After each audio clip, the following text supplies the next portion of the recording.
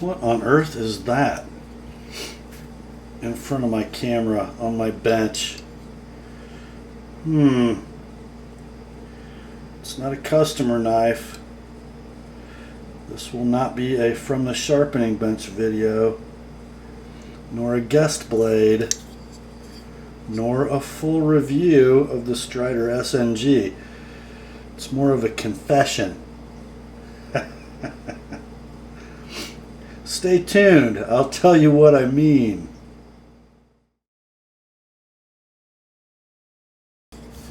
Hi gang, Rob here. It is the evening of 2 November 2014. And yes, this is a video about a Strider SNG. Sure is. Stonewashed titanium frame, stonewashed blade of Crucible CPM 154. Just your standard black G10 Lego handle. And I own this knife. Yes. You guys have heard me wax poetic about the problems with the company, the interesting past of its founder, the nebulous to questionable build quality and consistency, process variability in Strider knives. I think my full review of the Strider SNG had a title that said something like, is this a $400 beater knife? Something like that. Well, you know guys, over the last few months I've sharpened and tuned a lot of Striders. Some older ones and some rather current production models. And the newer ones I've seen get better. And so because they do have their little niftiness, you know, despite their ridiculously poor blade to or cutting edge to overall length ratio, despite their interestingly not great fit and finish, despite their weird pivot, I thought, you know, I just have to find a good used one of these. Frankly, oh, here's another thing. For a right-handed knife, it goes very well in a pair of slacks in the left pocket, you know, something with slanted pockets, because this is how it carries. Imagine you're looking at me. My pocket goes like this. So instead of having a big honking thing sticking out like that, it's like this. See what I mean?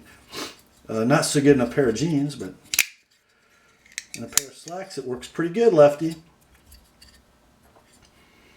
But in spite of all their problems, I've seen good progress on their lock geometry. And by the way, even though I helped this with a little Sharpie, it really wasn't sticky before I worked on it. Now it's just beautiful. Locks up between 50 and 60% every single time. There is absolutely no lock slip applying negative pressure to that blade. There's no lock rock. There's no side to side play. Look at the finish on that blade. Just beautiful. And Strider does grind an edge so beautifully. For a sharpener, it takes no effort to have the edge bevel come out symmetrical and even. They just such a good job grinding their blades. This one may be a little thicker behind the edge than I would have liked, but its other characteristics. Lock performance.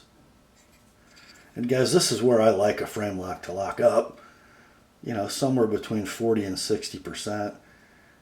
The meat of that lock bar and its carbidized face resting on that blade tang. Look at my blade centering. Not bad for a Strider. Bought this on the Cove on USN, and its owner had some good pictures. Actually, owner was named Keaton, and he's one of my viewers, and he made me a really good deal on the knife. That's the other thing that led me to become a Strider owner. It was considerably less than the knife cost new. And this base model, guys, you guys know it. It's $400, brand new. I paid less than $3.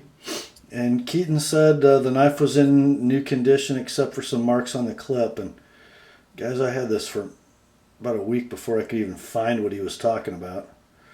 There's kind of a rub in this area, and I think there might be something over here, but that stonewash so effectively hides these things. There you can, I think you could just catch a glimpse of this one, but you can't. You look at the knife, you don't see it unless you're really looking for it. I did sharpen it, and CPM 154 is so nice. This bevel is 16 degrees per side, the secondary bevel, with a 20-degree micro, just a little tiny skinny micro. Give it a little stability. You can see the knife works well, even for a lefty. Kind of hard to see if a Strider drops free when you release the lock bar because of the hinder or over travel or lock bar stabilizer, but it's hard to get the detent ball pushed all the way off the knife blade, but it's not, I don't have this thing set up to be quite a free swinger. I don't think you really want that in a Strider anyway. It closes easily enough. And it's pretty smooth. It's not a Sebenza, and it's really not even broken in. I did polish the washers, and I had it apart after sharpening, but I think this is what a Strider's supposed to be. It's rock solid, it's ergonomically sound, opens and closes well and consistently, and it's ready to go to work. I did a little Instagram post the other day with this and a Cold Steel Recon 1 resting side to side and side by side with each other on my pants leg, and asked my Instagram followers, which is the better hard use knife? The comments were interesting. Thank you guys. You're thinkers, all of you, and guys who know your knives. I think the preponderance of the comments, however, and guys, price considered, because what is a hard use knife? A knife you use in such a way that there's a pretty good chance you're going to destroy it. Well, what am I going to destroy willingly? A $40 Cold Steel or a $400 Strider? I mean, they'll essentially do the same things. Because of the full flat grind and the little thicker profile behind the edge, you're going to have some more cutting edge durability with the Strider SNG, especially given its material, CPM 154 versus AUS 8A. I get that. But they're both basically the same thickness blade. They both have a lot of spine area. Actually, the Recon 1 has more spine that's full thickness that you can insert a tip up to here and pry with. You know, and if you trash one, obviously you can buy 10 Recon 1s for the price of one SNG. By the way, lock is just plain stronger on a Cold Steel knife. But that's not really the only reason we buy Striders, is it? It's a club.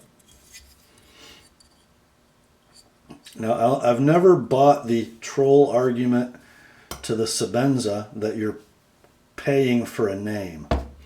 It's just not so with a Chris Reeve Sebenza. The knife is worth every penny on its own merits. The Strider product, the SNG, the SMF,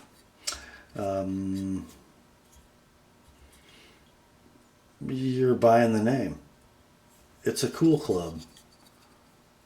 They're not bad knives, especially if you are diligent to find a good one. In fact, they're very nice knives. But they're not $400 precise. They're not going to outwork a $40 cold steel.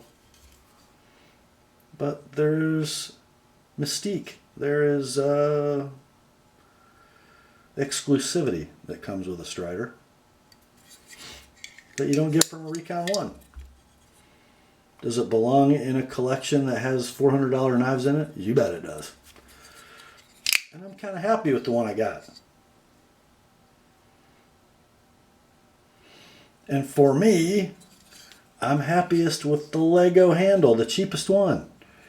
I find the concealed carry handle too smooth on an SNG to feel confident deploying it and closing it. I like the corners and the grip of the Lego better. That's just me. And the double gunner grip I find ridiculously coarse. Doesn't come in and out of pocket well. It's uncomfortable in the hand. I can't imagine an application for which the DGG is really a good user texture for a handle. I love the Lego. Just love it. So that's me and my Strider, boys. So for all of you who've looked at my Instagram pictures over the last week or so and been catatonic over the fact that I am a Strider owner after some of the bad things I've said about Strider knives, get over it. I did. Oh, so there's my story, guys, and I'm sticking to it.